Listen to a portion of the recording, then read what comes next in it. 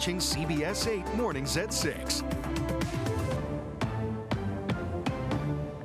Good morning, everyone. Thanks for joining us at 6 a.m. on MLK Junior Day. I'm Evan Narani. And I'm Nada Irampour, and hopefully you have a nice, smooth start to the day. Glad you're up early with us, even on a holiday. Right. Let's see what we can expect. I mean, the weekend was like this perfect summer. Yeah. Sunshine across the board. Honestly, this is the time to have a 3-day weekend because we're just looking at phenomenal conditions across the board.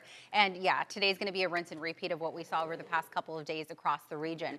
So here's what it looks like outside. The sun will fully light up the sky in about an hour or so. This is a live look from our Mount Soledad sky cam facing downtown San Diego, and you could see that we're mostly clear. Here's what's planned for MLK Junior Day this morning. Very chilly, so grab a jacket as you head out the door. 40s and 50s with some patchy fog. This afternoon, warm and pleasant with temperatures warmer than average by about 10 to 15 degrees with some sweeping high clouds. Coming up a little later, we'll talk about the changes in store as we progress through the work week. We're talking about a cool down as well as a chance for some showers. Those details ahead. All right, 6:01 is the time. Let's go ahead and switch gears and see what's happening outside. This is a 78 in the North County in both directions as you make your way towards Nordal in from Escondido. That was the left side of your screen, the westbound drive. I'm still not tracking any major delays nor crashes. 65, 70 mile per hour speeds on the 5 as well as the 15. If you're traveling in from the East County this morning, we're averaging about 60 mile per hour speeds on the 125 north and about 75 westbound in from La Mesa. And here's what it looks like coming out of the South Bay this morning. Back to you guys. All right, Vanessa, thank you. Getting to some breaking news this morning. A homicide investigation is currently underway in Grant Hill, and we've just learned that there are now 2 victims. This happened not too long ago after midnight in the 100 block of 27th Street. And that's where CBS 8's Chris Groh is joining us live from. You've been trying to get some information, Chris. What can you tell us? Yeah, we're still waiting to speak to San Diego Police Department here on scene, but as you can tell right behind me, this is still very much an active investigation right here on Imperial Avenue. But let's play you some video that we shot earlier here at the scene of this homicide investigation. Again, Watch Commander confirming to us on the phone that there are indeed 2 victims that were discovered here at this scene. The rest still a lot of questions here remain to be unanswered. So at this time, we know that they were called shortly after 12:30 here in the morning.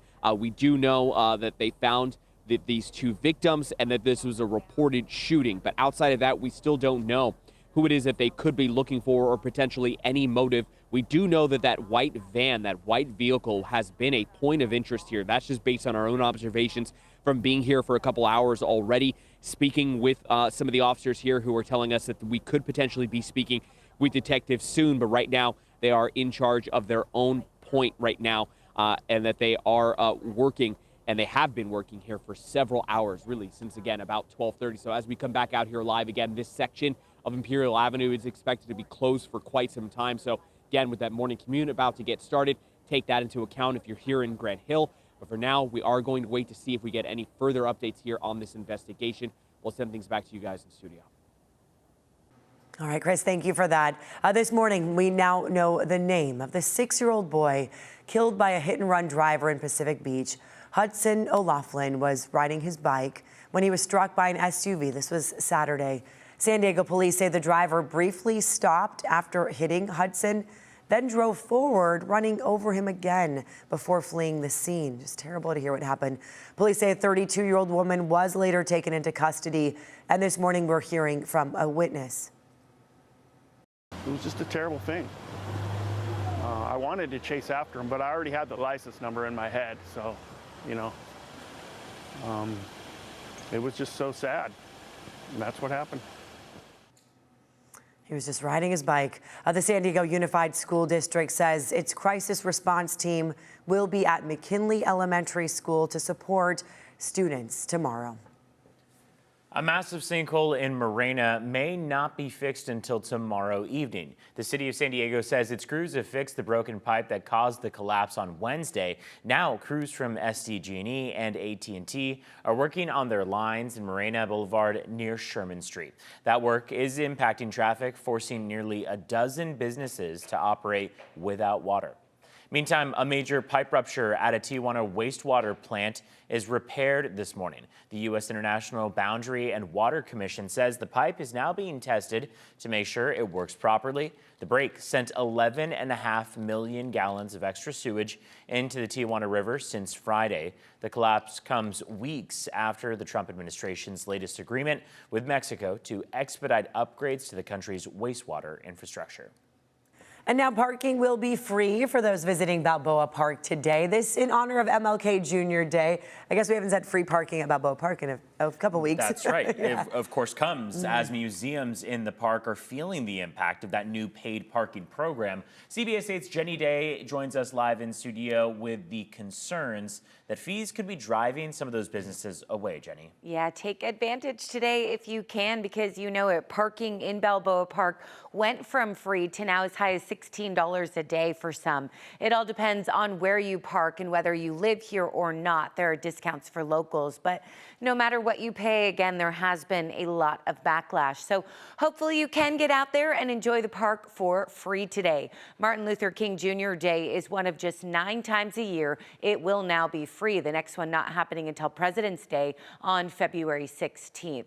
But yes, museums tell us they are noticing somewhat of a boycott. The Automotive Museum says their headcount is down 38% from this time last year. They have had people cancel planned birthday parties, and even though there is still free parking for volunteers, they say about 10% have still quit, with many citing the new parking fees. Other museums and nearby restaurants have similar stories.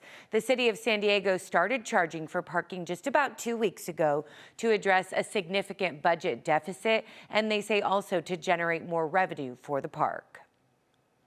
Right in the middle of a 3-day weekend, and it's quiet. There's hardly anybody here. The parking lot should be overflowing. Yeah, not normal. We do have a breakdown on our website, but meters right now are $2.50 an hour. Then the parking lots range from $5 to $16, again, depending on how close you want to be. Residents can get a monthly pass for $30 or pay $150 for an annual pass. Now, of course, we have reached out to the city to get their reaction to these businesses' concerns. I imagine we'll hear back a little bit later this morning, so we'll certainly keep you posted. Their website, however, does say that all the revenue generated within Balboa Park must be reinvested in the park. And then for money made on the outskirts, like meters on 6th Avenue and Park Boulevard, it does then have to go toward traffic safety or transportation-related infrastructure needs. Reporting in studio this morning, Jenny Day, CBS 8. All right, Jenny, thank you very much. Today, the nation is honoring civil rights icon Dr. Martin Luther King Jr. This holiday intended as a day of community service. Here in San Diego, festivities kicked off with a parade. This was along the Embarcadero yesterday. It's very important that we continue to live on in Martin Luther King's dream for all of us to be one. Look at all the people who turned out. Some great music to listen to, too. Today, Alliance San Diego will host the 38th annual All People's Celebration. This is at Balboa Park with live performances and speakers. A great event to come out to. More MLK events continue at the World Beat Cultural Center there at Balboa Park as well. And California is also offering free day use entry at participating state parks today. Many city and county offices will also be closed for this holiday. And you can see what it looked like outside yesterday. Yeah. Everyone in t-shirts and tank tops and blue skies. I was looking at video of Martin Luther King Day parades around the country. Snow, a little different, freezing. Honestly, you feel a little guilty when you're like really warm, you're in tank tops, Right. and then you're watching football on a Sunday, and it's blizzard-like conditions. It was snowing for 2 of the games that I was watching. I was like, this is insane. And again, kudos to all those fan goers who just, they just brave the cold out there. I could never. All right, it is MLK Jr. Day. I know a lot of things are happening and a lot of people enjoying their 3-day weekend. Here's what you can expect today. This morning, chilly, so grab that jacket before you head out the door. We're seeing mostly scattered 40s and 50s.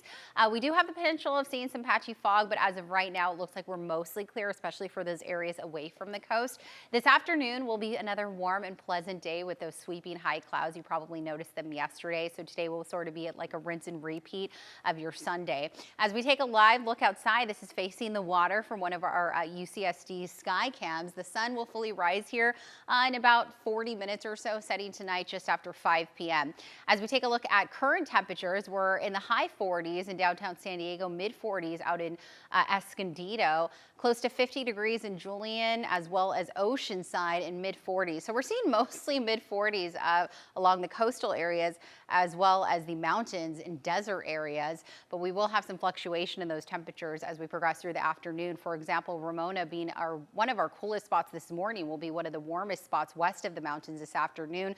They'll be in the high 70s, and typically we should be in the high 60s. So both the coast and the inland valleys, anywhere between 5 to about 10 degrees warmer than average. We do have some relief on the way. We'll have noticeable cooling, especially once we get towards the middle of the week with stronger onshore flow that will bring back in the marine layer. So clouds back in the mix, especially along the immediate coast. High 60s on Thursday. And then one of the coolest days will be Friday with a chance for showers. And we'll detail that timeline later on in my full forecast.